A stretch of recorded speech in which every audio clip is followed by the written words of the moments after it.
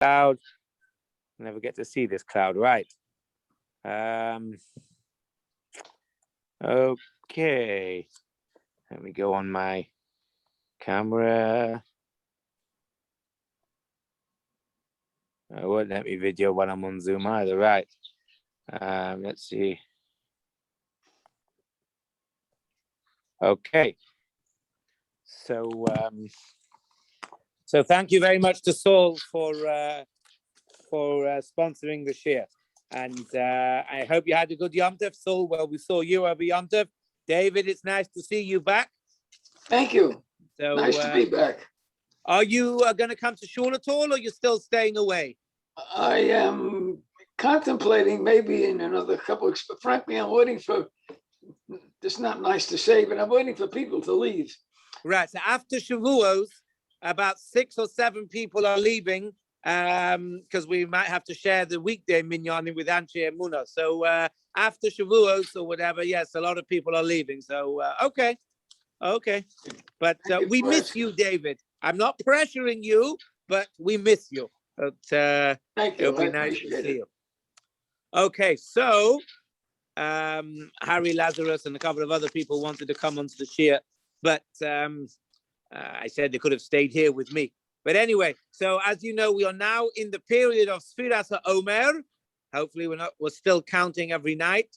And we should remember, we can probably count at the end of my shir, I suppose. Yeah, we'll be able to count at the end of the shir. That's a good idea. That there are periods of mourning in the Sfira period, either from the beginning till Lag BaOmer, 33 days, or some people start from Rosh Chodesh, and then they finish 3 days before Shavuos, and they have a day off on Lag BaOmer.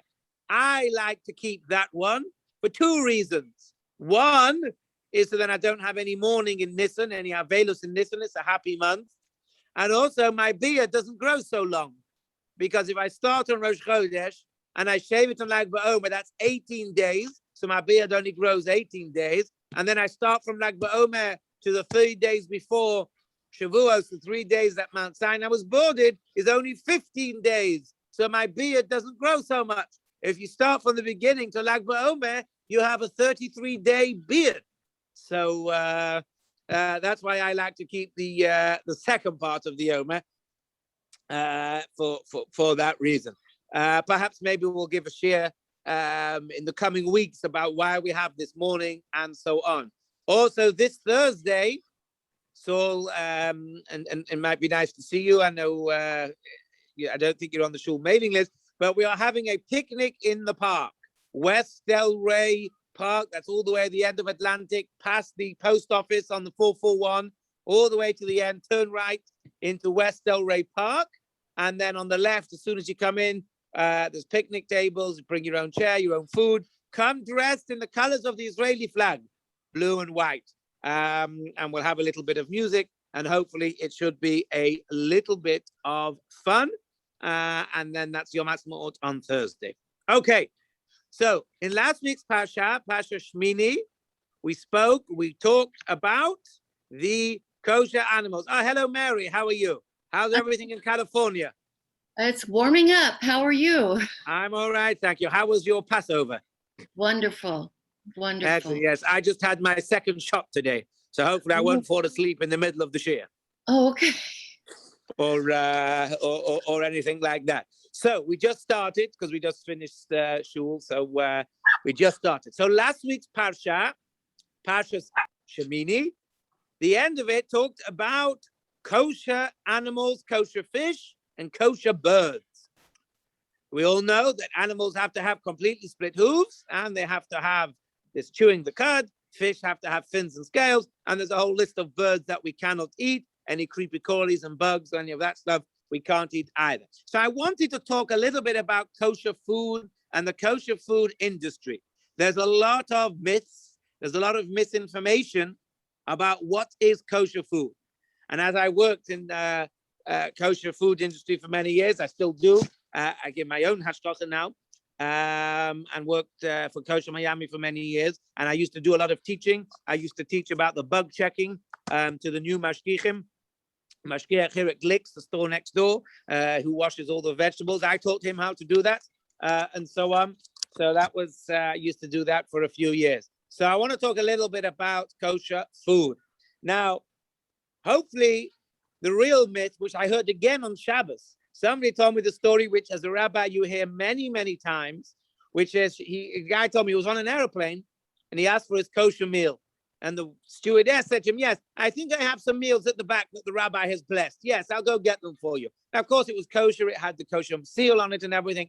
But there is a big myth, certainly in the wider world, not amongst Jews necessarily, that kosher food is basically any food that's blessed by a rabbi. And of course, we know that's very, very, very much not the case. There needs to be no blessings from rabbis. In fact, you make the blessing before you eat it. So that's obviously the first myth that we will debunk. But there's a lot of myths. What is kosher food? People think that, oh, why is kosher food so expensive? Why are different kosher agencies fighting with each other? What's the difference? Oh, it's politics, it's money. So let's discuss a little bit about what goes into the food that you eat. And another myth, which I only knew when I came to America, because in England, when you say something is kosher style, it means it's kosher and it's in a nice style, right? Kosher, heimische style food. But when I came here, I found out that kosher style basically just means it's animals that are kosher, but it's not kosher at all. Why is that? So just because you have a cow or a sheep or a goat or a salmon, well, we'll leave fish out. Just because you have these animals that are recorded in the Torah as being kosher doesn't mean that the food you're eating is indeed kosher, because you have to do something to it. You have to kill it in the ritual slaughtering way in order to make it kosher. So just because, oh yes, you're eating cow, doesn't mean you can go anywhere and have a cow, have a beef stew, lamb stew, whatever. But, and here's where a lot of people don't realize, just because you have somebody slaughtering it correctly still doesn't make it kosher. Because, to put it very simply, I don't want to get into too much of the minutiae of the halachos, but I just want to give people an overview of what goes on. You still have to make sure, to be very basic, that this animal could have survived for another 12 months, because there's a din, turefa lo sochelu, an animal that's been literally ripped apart, right? You have an animal that's limbs are missing, it's got big gashes on it.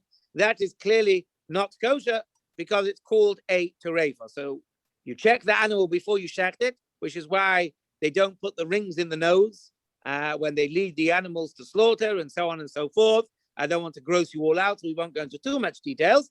But they also have to do an inside investigation. They have to check the lungs. They have to check various other things. We'll talk a little bit about that soon. So there's a lot that goes on in determining, even after the goat, the cow, let's say the cow has been slaughtered, they still have to do things to it to make sure that it was indeed able to live for a year.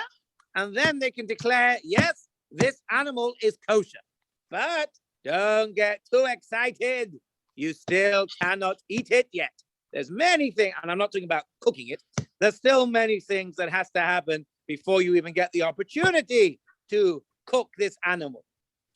And one of the most difficult parts is called nikor, or trebering in Yiddish, or deveining in English, which is, of course, we don't eat blood. So before we even get onto salting, we have to take out the big veins and the big arteries that obviously carry all the blood.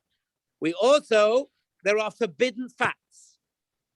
Basically any fats that were offered on the mizbeach, the fats around the liver, the fats around the kidneys, all that sort of area are completely forbidden to eat. This is a very difficult job. It involves precision because you don't want to take away as much as the permitted food as possible. Similar fats, kosher fats and non-kosher fats look similar, so you really have to know what you're doing. So it's a very highly skilled, very highly, skilled? Yeah, skilled, and got to have a lot of experience, right? People train for years and years to be able to do this nikor, the deveining, and so on. And then after that, we come up to the gidanos, or the sciatic nerve. Now, we said that you need to be a skilled guy to be able to do the deveining, but that's only in the front part of the animal. The back part of the animal is much, much, much harder because there are so many more halachic concerns. Therefore, the common custom, certainly amongst European and American food distributors, is not to bother doing any of the back part of the animal. They just sell it to a non-Jew. So I did actually speak to Rabbi Avraham Sultan, who worked for me as a mashgiach. He's a big chazan here in Miami. He's now in Israel all the time. He also is a shochet, and he told me he started selling the hindquarters of animals. What's that big steak that we're not allowed to eat? Filet mignon, I think it is. Yes, filet mignon, I think, is part of the animal that we're not allowed to eat. So they pretend another part of the animal is called filet mignon. Don't want to spoil why you're paying $100 for a piece of filet mignon when it's not really. But if I remember correctly, filet mignon is from the back part of the animal, and we don't eat it. But he told me he was trained in how to do the back part of the animal. It takes a few hours, which is why it's not really cost effective. Kosher meat is expensive as it is. So a lot of work, painstaking work, goes into giving you kosher meat on your plate. Once all that has taken place, then you have to get to the soaking and salting of the meat. Again, to be very brief, I don't want to get into the minutiae of it just yet. Right? We wash it, we soak it, usually for at least half an hour, then we cut it and we salt it for at least an hour, and then we wash it again 3 times. So a lot of process has gone through this piece of meat from the time it was a live animal to the time it gets to your plate. A lot of processes has happened. Now, I'm guessing, I know we're in the middle of a pandemic where people are not allowed to work and getting paid from the government, but I'm quite sure the majority of you don't like working for free, right? Certainly I don't, and I'm sure most of you don't, right? You may work for free, but your house certainly won't let you live there for free. So everybody likes to get paid. So while we're on the subject, we will discuss quickly why then is kosher food, kosher meat, so much more expensive than the non-kosher meat that I can buy at Costco. And the answer, like we said, you have to have the shochet, the person who's slaughtering the animal. Then you have to have, hold on, let me just, hold on. Let me mute everybody so you can't shout at me. Oh, now it's coming on my phone too. Oh, a kidnapped child. Oh, that's not good. Okay, let me mute everybody so you can't shout at me that I'm freaking you all out with my descriptions of the animals. I hope you've all had your dinner for the evening. Nobody's eating while I'm talking, I hope. Okay, so think about it. You have all these extra people in the food chain. In the money chain, you've got the shochet, the slaughterer, and then of course you've got the person who's deveining the animal, which, as I said, is a very skilled. Nikor is a very highly skilled, highly trained job. There are not many of them about, so obviously that's a highly paid job. And then you've got the people who are soaking, and of course you've got the people who are salting. So you have at least 4. Let's call it just 4 people, and all of these people, of course, need to get paid because nobody is working for free. And on top of that, we said that if you shecht an animal and then you find, whoops, there is a problem with the lungs, let's say, there's a hole in the lung, that animal cannot be eaten. It's a treifa, which means you can't really make much money on it because you can only sell it to a non-Jew because the Jews can't eat it. Now, the non-Jew is not going to pay a lot of money for it because he knows you can't eat it. So he's going to buy it from you cheap because he knows you're desperate to get rid of it. And the abattoirs are not stupid. These goyim, they know all the rules, right? So they pay less money for it. So therefore, you make less money. We also said the back part of the animal basically is thrown out because it's not feasible to check it. So therefore, you're trying to make all this money on animals, on, let's say, 2/3 of an animal, and there are many animals that you can't make that money on. So that's why when you add all these things, kosher meat becomes more expensive. And there's another economic reason. On top of that, I studied economics at school or whatever, and this certainly comes into play at Pesach, which I don't really want to discuss now, since Pesach has just been. But another economic reason is most kosher meat people are small little operations. So you don't have the economies of scale. Let's say Costco. Costco is a huge, massive organization. You have these massive abattoirs, whatever, doing thousands of meats and whatever. Therefore, it's a much more slimline operation, and they can take on so much more risk. Whereas the kosher food is usually much more slimline, with small little butchers here and there, and it's much more difficult. So therefore, you can't have the economies of scale. So that's why, number one, we were talking about what goes into kosher food, and parenthetically, that's why also you'll have kosher food is more expensive. I shouldn't laugh. I didn't mean to laugh that way. But, you know, when you're speaking as a kashrus rabbi that I was, you point to stories, which certainly is not very funny. It's very sad. And there may be people, in fact, on this call right now who are affected by scandals of the kosher meat industry. And that goes to prove, right? And in a few years ago, there was one in Muncie. There's a terrible tragedy of epic proportions, and people were very, very depressed and upset about it, that they found out they'd been eating tray for meat for many, many years. Had to cash all their keli in their houses. Last year in England, even in Liverpool, my school friend is the Rav there. They had a terrible situation. They found there was, I think it was non-kosher livers that were being sold. And the fellow who got caught actually hung himself 2 days later, committed suicide. They found him hanging. Obviously, the guilt was too much for him. But you do see stories, you do hear stories, because, you know, you can try when it comes to money, right? I remember my Rebbe telling me, people think the Yetzer Hara for making money is very strong, which it is. And he said, but there's an even stronger Yetzer Hara, even stronger than making money. And that is making a living. That even that to be able to put food on the table just to get by and get the basics, that Yetzer Hara is even more than the Yetzer Hara of making a lot of money, just to have the basics to feed your family and so on. He was talking this in relation to rabbis who go to conservative shuls, because some conservative shuls pay a fortune to their rabbis for very little work. So that's, you know, it's a very attractive proposition, which is why there's a lot of rabbis who went to conservative shuls, for instance. I remember he said, you know, the taiva, the Yetzer Hara for ordinary, for making a living, making money is very strong. So we know there have been scandals. So that's why it's always important to have independent verifying checkers. Look at all this COVID stuff, right? People don't take anything to chance. They have COVID, people checking up on you. They don't trust you. Are you doing what you should do? Are you quarantining like you should? I had a friend from America who went to England and he for Pesach, and he had to quarantine 10 days and take a test. And he told me that every day they phoned him up. Where are you? What are you doing? Somebody was here for Pesach, was saying his cousin in Israel, the same thing. They phoned them up every day. Oh no, New York it was. They were saying in New York, they went to New York.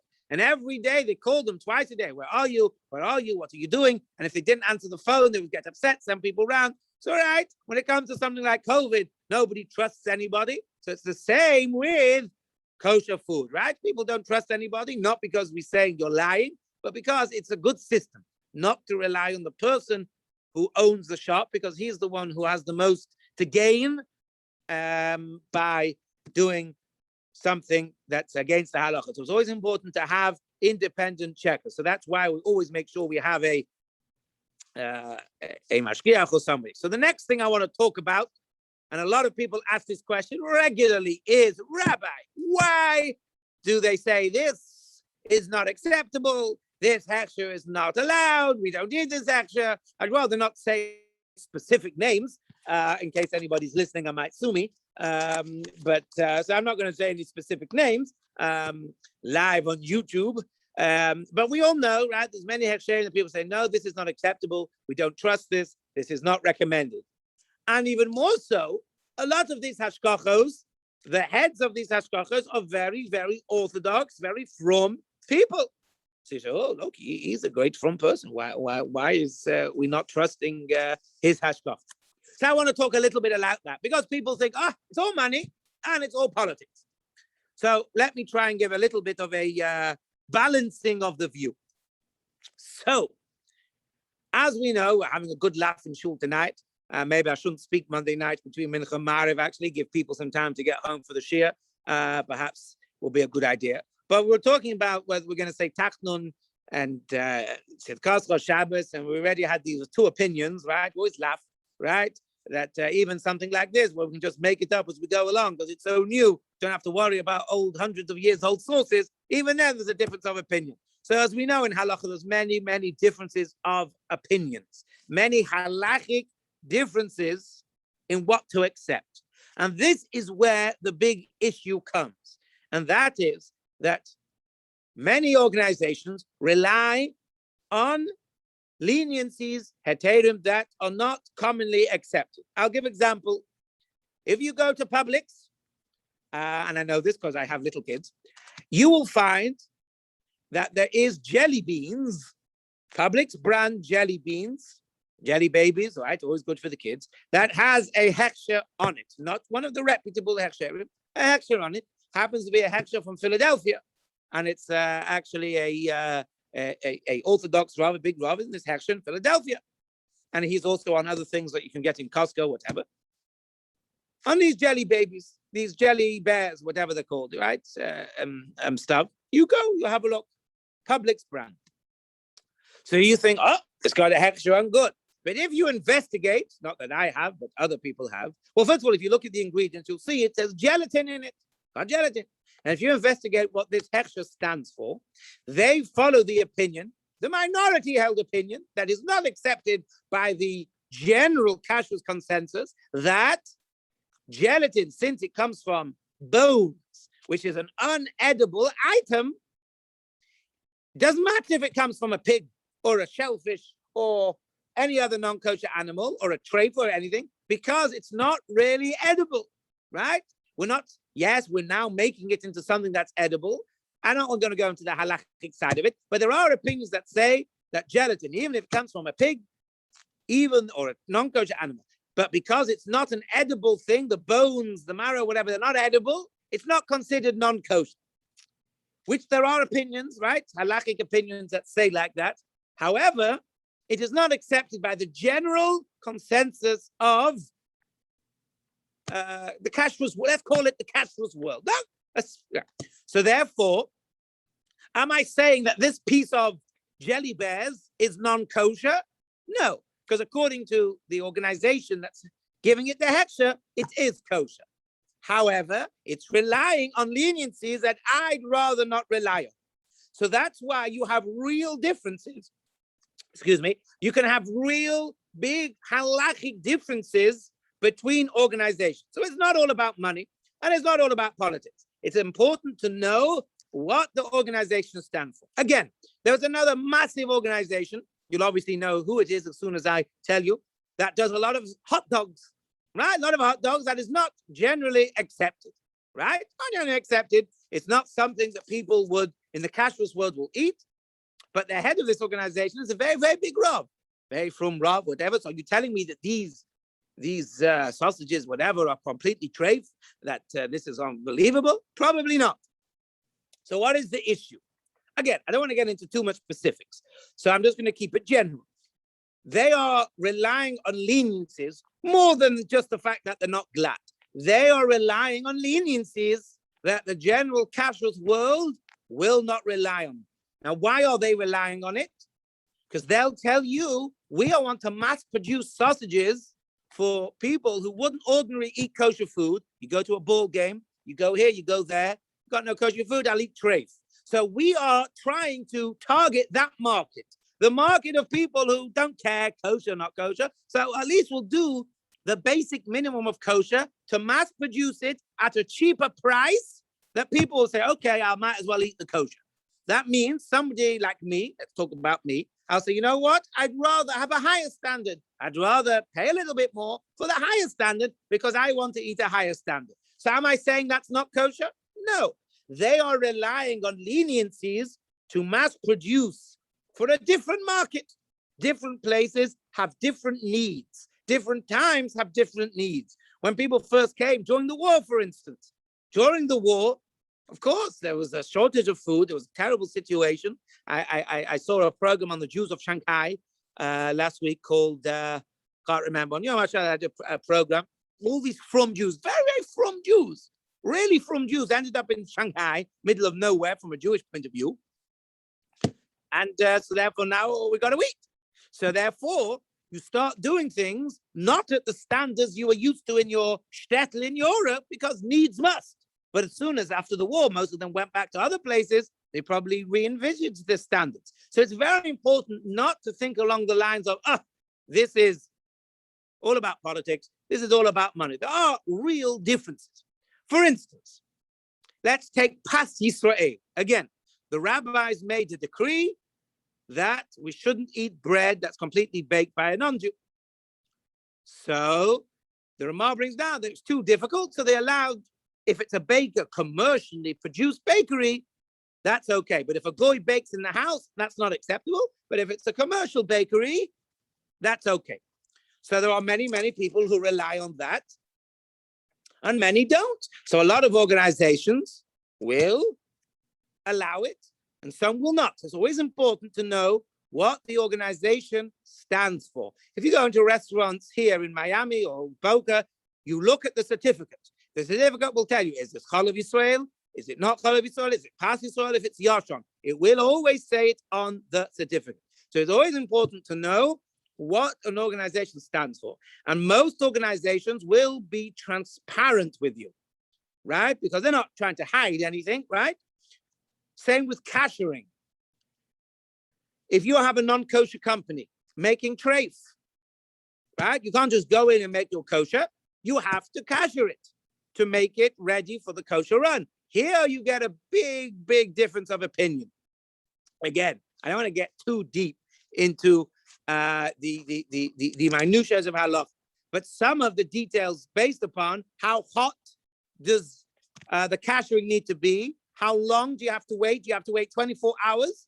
So some of the big companies will wait 24 hours from the last time there was a treif run to a kosher run. That means your kosher food has got to pay for 24 hours of downtime at this company, right? That's why some of the from Hasidic hechsherim are more expensive, because they've had to pay for a whole set of downtime at this factory for everyone to sit and twiddle their thumb for a day to allow the 24 hours. Some say, no, you put some bleach in and it's fine. I don't want to get into the thing, but there are big differences. Can we kosher with water, or can we only kosher with water? Can we kosher with oil? Does it have to be 212? A whole range of different halachic opinions that go into koshering a treif place for a kosher run, which means, again, that different organizations accept different standards of halacha. So that means it's not just about politics. There are different opinions. Now, the accepted kashrus world will have one set of opinions, but even in those opinions, you have many, many different sub-opinions about what they will allow, what they won't allow. One big area of contention on Shabbos is big warming things. What do they call them? Like warming drawers, right? It's like a moving cupboard on wheels. You put sternos in, or they have electric. Is it an oven? Can you put food in and out of it on Shabbos? So some organizations say, no, it's like an oven. You cannot put anything in it on Shabbos, even if it's fully cooked. Some organizations will allow it. So again, there are big differences of opinions in areas of halacha. So it is important to know what the organization stands for. So how does this relate to me, right? So I'm going to tell you. I get a phone call nearly every year. Well, not nearly every year. I've only been the Rav here 3 years, but didn't obviously have it last year because COVID, these people didn't go. I got a phone call a lot of times from people snowbirds who like to travel in their car. They go all over the place. And they go to different destinations off the beaten track, shall we say. And they come across a kosher restaurant with some rabbi, obviously not on any list, not on the CLC website, not on the thing, not on here. I've got a picture of what we give out, not on any one of these. Oh, which way is it? Not on any one of these standardly approved hechsherim lists. So can they eat there or can they not eat there? So I give them a few steps to investigate before I say I feel comfortable that they can eat there. First of all, I say is check if this rabbi is orthodox or not. There is a hechsher, we just got an alert about it in the kashrus world. See if I can find it. although I don't want to say who it is, because, but there was one place has a restaurant with a hechsher. Hold on. And it turns out he runs an egalitarian, hold on, let me find it. The guy is a rabbi of Temple Emmanuel, Bayonne, New Jersey, a warm, welcoming, urban, egalitarian, conservative congregation located in Bayonne, New Jersey. Okay, so there's this big restaurant that has a egalitarian, conservative hashkoch. There is actually here in our plaza with our shul, there's a certificate. People said to me when I came, Rabbi, can we eat there? Well, what's the situation? I went in, yes, it had a certificate on the window. And I looked into it, and the rabbi was the rabbi of a conservative shul. I spoke to him about certain things. And I said, listen, it's probably best we don't eat there. We shouldn't eat there because it's not up to the standards that I would pertain. So the first thing is find out, who is this rabbi who's giving it the hechsher? Is it a conservative rabbi? Or is it a Orthodox rabbi? Then you need to ask certain questions, depending whether it's a fish, a meat restaurant or a milk restaurant. You have to ask who's the mashkiach, what's the name of the mashkiach, whether he comes in regularly or not, who washes the vegetables, what hechsher the meat is. So there's 3 or 4 questions I tell them to ask. And if they tell me, yes, he's the name of the mashkiach, can I speak to him? If he's there in the restaurant, oh, that's a great sign. If they say he pops in 5-6 times a day, he watches the cameras, okay. It's also acceptable by many people. What hechsher is the meat? If nobody checks the vegetables, I wouldn't eat there at all because, the vegetables could be teeming with bugs. It's a big problem. So just because a restaurant of the beaten track and nobody has any record of it, to me, doesn't mean that one should automatically say, don't eat there. One has to investigate to see what standards this restaurant is adhering to. If it's adhering to the basic regular standards, right? Then I've told people in certain areas that I would feel comfortable recommending, based on the evidence, that they can eat in such restaurants. Again, many people will eat non-pas Yisrael. I eat non-pas Yisrael. Many people will eat the OUD. So these things are acceptable, and a lot of people do them. But then again, you have a lot of people who won't eat. So let's say South Florida. South Florida is full of Chabad. Chabad don't eat non-pas Yisrael. And they don't eat non-Chalav Yisrael. Particular, they won't eat OUD and stuff. So it means that if you want to attract all these clientele, you've got to fit into the higher standard. Another big difference a lot of times in restaurants is who's turning on the fires. Who is turning on the fire? Let's say tuna. We know there's a big difference in price between the OU tuna that just has a basic OU, that's not Bishul Yisrael, to the Doggin brand or whatever it is that says Bishul Yisrael. There's a big price. I think it's sometimes as much as $1.50, right? To $1.20. Right? It's a big difference per can of tuna. But what's the difference? The difference is the canning process. Apparently they heat up the tuna, right? Because it's not raw, right? Because you can eat it out of the can. You're certainly not eating it sushi, right? So this has had some sort of cooking process done to it. Question is, does that cooking process require what's known as a Jew to do it or not? Of course, there are difference of opinions. Some people only eat the Bishul Yisrael that's been turned on by a Jew, which case you got to pay for somebody to turn it in. And where are most of these produced? In the Far East. We got an alert today in the cashless world. Is anybody available to go to Bangladesh for a 2-week run of tilapia? Let me read it out to you. Hold on. Where was it? Oh, and it's already been snapped up, by the way. Not that I was going to go to Bangladesh for 2 weeks.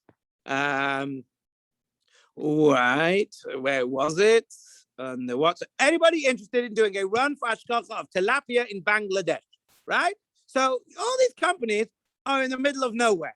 Right? So you got to pay for these things. A few weeks ago, there was a 4-week run. It was over Tisha B'Av. No, it was over Rosh Hashanah and Yom Kippur, which is another story. We're not going into that now. It was in Indonesia.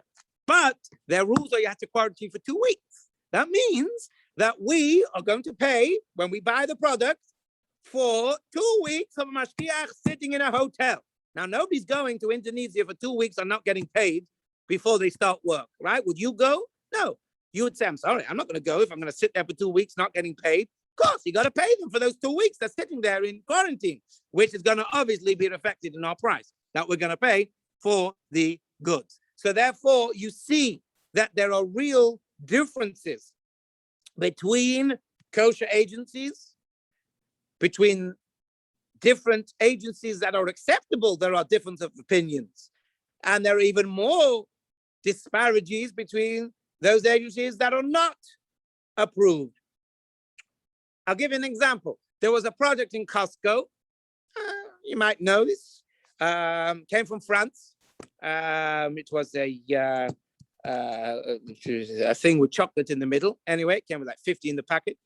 I had that from a Rav in France. And I thought, ooh, this looks nice, like chocolate croissants. That's what it was. I thought, ooh, this looks nice. Oh, so I go, this had a funny hechsher.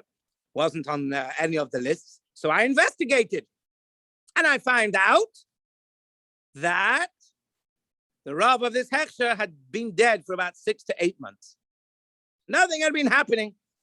Eventually, it was taken over by the Federation in London, who I spoke to them, and they said, yes, we took over a lot of his products, but not that product. So you could have misheard that the Federation in London, which is acceptable by most opinions, took over this guy's kashrus organization. You think, oh, great, we can have these things. And the answer is no, they did not take it over. Why? Because it had non-Chalav Yisrael milk, and they wouldn't give any extra to non-Chalav Yisrael milk, whatever, not going into it now. So again, you have to be careful and know who is giving the hashgacha. Are they still alive, right? Are they still there? Or just, he used to go in, he died, especially with COVID. A lot of the mashgichim, unfortunately, in the Far East, the head of the OK died, Rabbi Yoel Levi died, and the head of in the CRC, Rabbi Schwartz, was nifter, and my Rav down West Time was nifter from Vedatzi Good Rabbonim. A lot of kashrus Rabbonim, fortunately, died. Look, they were all in the Far East and all these places. Fortunately, they got ill. So they're big organizations, so you have different people to take over. But what about some small little fellow, right? He died, nobody knows. And the organization say, oh, yeah, we'll just carry on using. We printed already 1,000 of these bags, carried on. So you could, there's another project. Don't want to say the name again. It's that you get for Pesach, one of these marshmallow things, with an individual rabbi's name on it. And again, you investigate. The rabbi's been dead for 12 years. Apparently somebody else is taking it over, but they're still using his name. Ooh, this name, it's not him. It's some other fellow who took it over. That's a totally different kettle of fish or a kettle of marshmallows. So you see that there is big disparities. There are big decisions that go in as to whether something is acceptable or something is not acceptable. But I do accept there are many organizations that just nobody knows about, and therefore nobody knows anything about them, which is why when people phone me in what do they call it in this country? The boonies. Somebody's out in the boonies and there's a kosher restaurant. I have a few questions that I get them to ask to decide whether I feel comfortable telling them they can eat there. Another thing when it comes to restaurants, which is very pertinent, what time is it? 8 a.m. So I have a few minutes, is best practices, right? You all know from any line of industry, no matter what the halacha says, no matter what the industry guidelines or whatever the FDA say, we know there's something called best practices. There is a way that things work. There is a way that things operate that involve the smoothest transition. Take, for example, I don't want to give any names of any restaurant. I was involved in a big restaurant. I was the Rav there. And again, as the Rav that I go in, I'm basically telling everybody, because my name was on the certificate, that I am telling you that you can eat here and have no problems. It's a big responsibility. Right? Can you imagine? Baruch Hashem, it never happened in the years I worked in kashrus, and hopefully it never will. But it never happened at any one of my little things here and there, but never any big things like, oh, there was treif in the restaurant, they used treif meat, they used this, that, the other. Because if it did happen, that's terrible, I would feel, it's my responsibility. At the end of the day, I'm, on top of the mashkiach. I would feel horrible that on my watch, all these people had, we were talking about saying tachnol, not saying tachnol, kotzcha, not sit kotzcha, not the end of the world, we said, right? You do say, you don't say, right? But the kosher meat, eating kosher food, I mean, that's serious stuff. So it's a big responsibility. So take a restaurant, right? Some of these restaurants in the busy times are absolutely slammed, right? Usually the kitchens are small. You've got sushi, you've got this, you've got that. You got 15 people running around. Orders are flying in and out. He wants special soil. He wants this. He wants that. He wants to cook with this. Things are happening. It's a very stressful time, and kashrus is not in the brain, the front of the mind of, the chefs, even if they're Jewish chefs, right? No, you're thinking about the presentation, making sure the food is cooked, whatever it is that you're doing. Those are forefront of your mind. So, can you imagine? I always laugh with my wife. She likes watching a lot of Gordon Ramsay, Kitchen Nightmare. I don't know if anybody has ever seen it. I always laugh with her and say, can you imagine Gordon Ramsay? Right? He's the king of the expletives. And he's known, has the world record for the most expletives on television in a minute or something, or an episode, right? Can you imagine Gordon Ramsay? And I've seen some of the clips of him ranting and raving at these people. Can you imagine a little mashkiach? He's busy and he's screaming, and the mashkiach saying, sorry, you can't turn that on. You've got to throw. Can you imagine? I mean, I just love picturing it. There's this little mashkiach. Sorry, Gordon, you got to throw that away. You cooked it. You turned on the light by mistake. You put the milk at spatula. Can you imagine the scream? Can you imagine this little mashkiach, even if it's a big mashkiach, right? Can you imagine the tension, the emotion? Sorry, Gordon, wait. I've got to take 15 minutes to wash these vegetables now. Can you imagine? Gordon Ramsay. I always have a good laugh with my wife, say, put a mashkiach in this situation, see how much funnier it would be. So you've got to have best practices. You've got to be able to find a system that works well for everybody. That, say, you know what? How can we avoid, like, for instance, people used to complain to me, one of the biggest complaints is, why do we have to have para French fries? So that means in the restaurants at Yoshimama, you would have to have a separate fryer for the fries, because we want, even though it's a meat restaurant, had to have French fries. Part of because some people would eat them with the fish. So there's things that you want to do. And of course, in the middle of a busy thing, are people remembering they got 5 fries, once for this, once for that. They're remembering to put the French fries in the right one, right? It's a difficult thing to remember. Sorry, fries are gone in the wrong place. So you've got to know best practices. That's why sometimes things, one example coming to my head. So according to the strict halacha, you can squeeze a lemon onto food on Shabbos. If I have a nice piece of salmon, I can squeeze a lemon onto this piece of salmon on Shabbos. I can't squeeze it into a cup of drink, but I can squeeze it onto a food. Not going into the details now. But they will not allow that at any kosher event. Oh, somebody once said to me, Rabbi, I'm telling you, I know the halacha. I can squeeze this lemon onto the salmon. Give me the lemon. I said, excuse me. So this is not a good practice. If you're allowing people to say, yeah, you can squeeze the lemon here, you're just opening it up for nonsense. Everyone will take the lemons. They'll all squeeze it. Nobody will remember. He'll squeeze it into his cup. He'll squeeze it onto there. It's not good practice. So I said to him, that's why we have a rule, no lemons. And there's many examples. And people say, how could you? I say, because that is best practice, right? If you open it up and allow little things here, you lose control, right? And everything, all hell breaks loose. And then quite literally, if you don't watch very careful, people might end up in hell and hell will break loose. But no, let's hope not. But anyway, so that's why a lot of things go into the food that you eat. And therefore, a lot of people are involved, a lot of rabbis and people who are checking and so on. And therefore, that's also why they want to discuss the price of food. But it's always important when people talk, it's all about money. You have to have all these people getting paid for. And that's why food is more expensive. I will just finish about Pesach. You're welcome to disagree with me or agree with me, however you wish. People say, oh, why are the prices of food rising on Pesach extra crazy? Again, so one, of course, you have extra mashkichim on top that's, making sure things are going. But, and here's another thing talking about an economic background. I'll tell you a little secret. During the year, the shops, because I used to work with the stores. I was the rabbi of all the stores in Miami. That was my job, to make sure whatever. During the year, they could get refunds on food that wasn't sold. So if the food went off, went bad, whatever, they'd get a refund.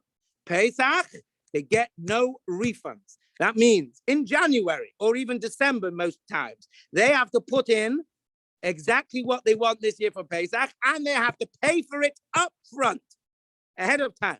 That means if they don't sell it, they've lost money. So that means the stores are taking on all the risk, because if they sell nothing, they've lost all that money, right? After Pesach, even if you do sell it, you sell it at a quarter of the price, right?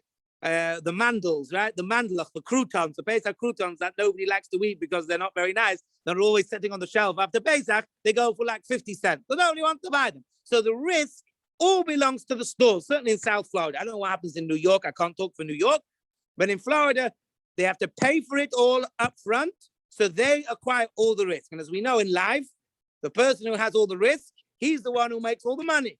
That's why the banks who give you the money and do absolutely nothing for your business, they're the ones who make all the money because they're the ones who are having the risk by giving the money. That's how it works. They're acquiring the risk. So you have to pay them for that risk. You have to pay them. I had a friend in Australia. He's the rabbi in Perth. They had no shmura matzah for Pesach. They had to airlift by plane at the last minute, shmura matzah from Sydney, and it cost them like 95 Australian dollars a box because they had to emergency ship. Can you imagine? You're paying for a plane to emergency ship it at the last minute. So you're paying for all these things. So you're welcome to agree or disagree with me about the cost, the exponential cost of Pesach food. I just thought I'd get it in there before I finish. So hopefully that's given people a bit of an idea what goes into the kosher food that you eat. And hopefully I have not put you off eating any kosher food. Now let me unpause everybody.